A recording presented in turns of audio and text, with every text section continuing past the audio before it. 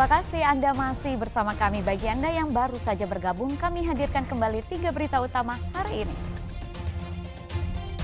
Lagi-lagi soal judi online, seorang selebgram di Kabupaten Bekasi ditangkap karena promosikan judi online di akun media sosialnya.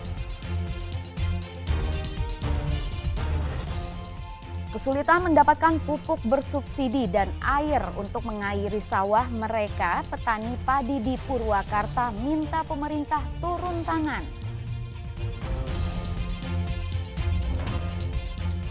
500-an orang santri dari sejumlah pondok pesantren mengikuti pekan olahraga dan seni pondok pesantren di Purwakarta.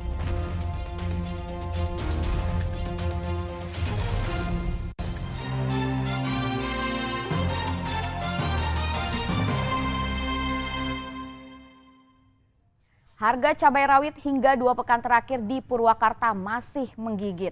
Bertahan di tingginya harga cabai rawit menurut pedagang terjadi karena pasokan dari petani yang terbatas.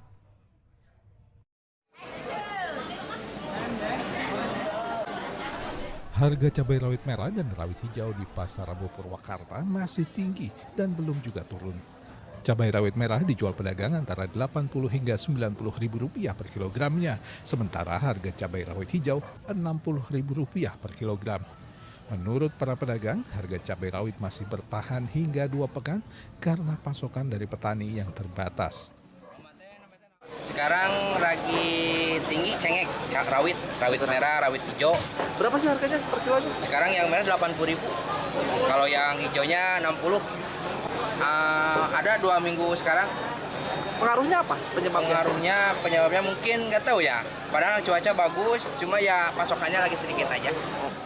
Kondisi ini jelas dikeluhkan para pembeli yang terpaksa mengurangi pembelian untuk kebutuhan dapur mereka. Warga berharap harga berbagai jenis bahan pangan segera turun agar tidak memberatkan perekonomian mereka. Susah ya, Pak. Susah, berat. Pengennya harga turun lagi? Ya, turun, pengennya gitu. Selain cabai rawit, sayuran lain yang harganya naik, diantaranya kentang yang dijual Rp22.000 per kilogram, naik dari sebelumnya Rp18.000 per kilogram. Zainal Arifin melaporkan dari Purwakarta. Para petani di Purwakarta mengeluhkan mulai sulitnya mendapatkan pasokan air untuk mengairi sawah dan mendapatkan pupuk subsidi.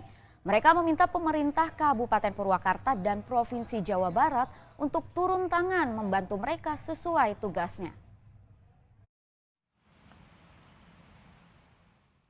Bak peribahasa sudah jatuh tertimpa tangga. Demikianlah gambaran nasib para petani di Kelurahan Tegal Munjul, Purwakarta ini. Selalu digadang-gadang oleh pemerintah sebagai lumbung pangan Jawa Barat, para petani kini justru kondisinya semakin sulit. Mereka harus putar otak berjuang menyelamatkan tanaman padi mereka yang terancam kekeringan akibat saluran irigasi yang mulai kering, imbas hujan yang sudah mulai jarang turun. Tak cukup sampai di situ, selain mulai kesulitan pasokan air, petani juga saat ini kesulitan untuk membeli pupuk bersubsidi. Padahal saat ini telah memasuki masa pemupukan karena padi berusia 2 bulan. Para petani merasa dipermainkan oleh pemerintah yang setiap saat mengubah-ubah prosedur persyaratan pembelian pupuk bersubsidi. Dari sebelumnya mereka harus mengurus kartu tani, sekarang dinyatakan tidak berlaku dan petani harus membawa KTP, kartu keluarga dan difoto di agen pupuk subsidi. Lokasi pembelian pupuk subsidi pun kerap berubah-ubah sehingga membuat petani harus keluar ongkos lebih besar hanya untuk membeli pupuk subsidi. Kalau dulu kan harus timbang kartu tani, suruh bikin kartu tani, bikin semua. Giliran sekarang kartu tani nggak berguna. Jadi nambah lagi persyaratan. Harus ada KK lah, KTP lah, harus dipoto. Kalau nggak kayak gitu nanti beli lebih mahal, Pak. Ya nggak bisa dapat pupuk yang subsidi. Pak, selain pupuk untuk air sendiri gimana, Pak? Udah mulai sulit, Pak, kelihatannya. Air sulit. Kenapa, Pak? Ya itu irigasinya nggak ada airnya. Udah mulai kering. Udah mulai kering. Kalian ada kan kalau harus berebut masalah air, nggak rata lah gitu. Ada yang di sawah bisa masukin air, kalau nggak ada ke sawah ya nggak punya air. Waktu itu harus ada kartu tani, sekarang udah lama-lama nggak berlaku lagi. Nanti sama KTP repot atau bagi petani mah beli pupuk itu kan seharusnya itu lancar lah, beli jangan sampai susah-susah bikin ribet petani lah. Harapan saya juga beli tadinya di Pasar Bo, pindah ke Munyul, udah di Munyul pindah lagi Pasar Bo. Opar itu nama air sekarang juga kan ini nggak ada air, ragasinya mah besar. Saya kan dari pagi nurunin saya yang ada aja. Bagi petani mendapatkan pupuk subsidi menjadi hal yang penting sebab selisih harga pupuk subsidi yang berada di kisaran Rp250.000 per kuintal cukup jauh dengan pupuk non-subsidi yang saat ini dijual di atas Rp300.000 per kuintal.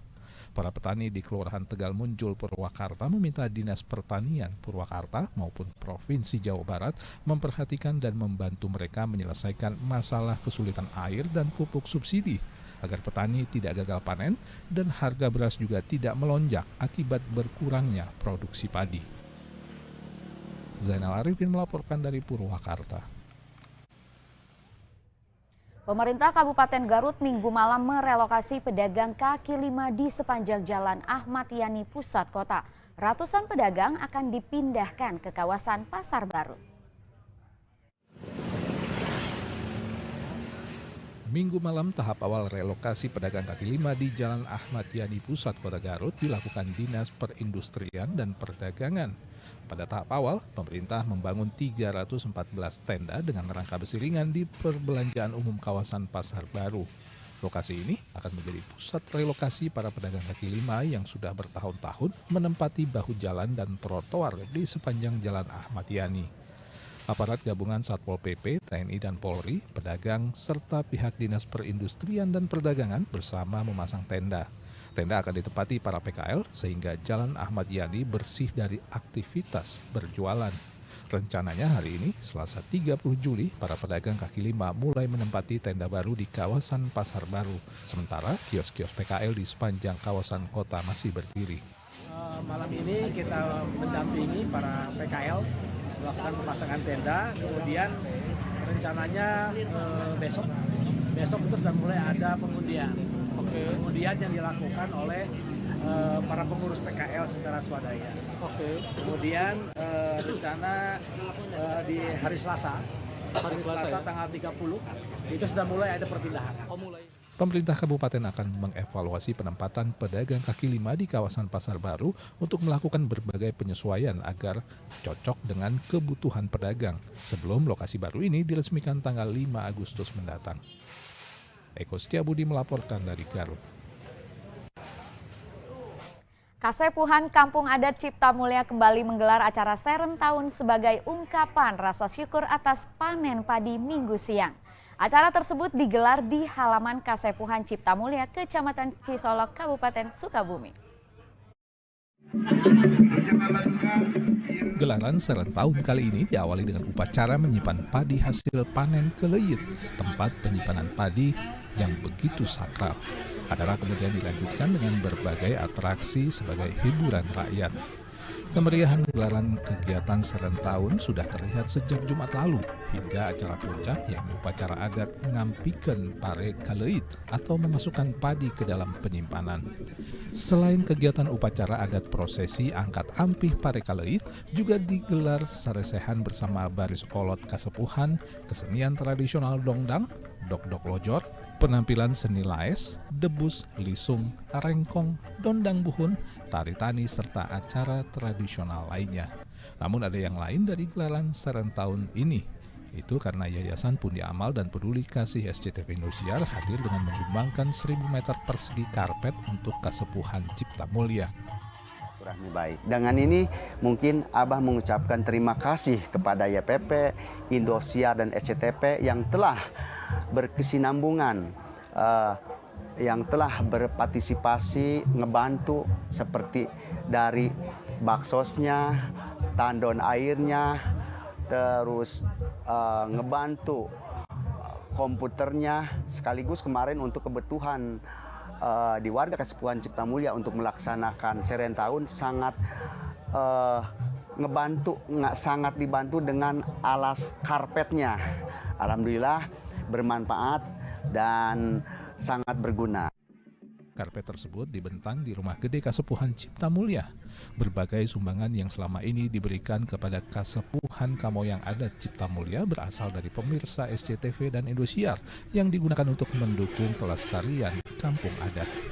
Asep Didi melaporkan dari Kabupaten Sukabumi.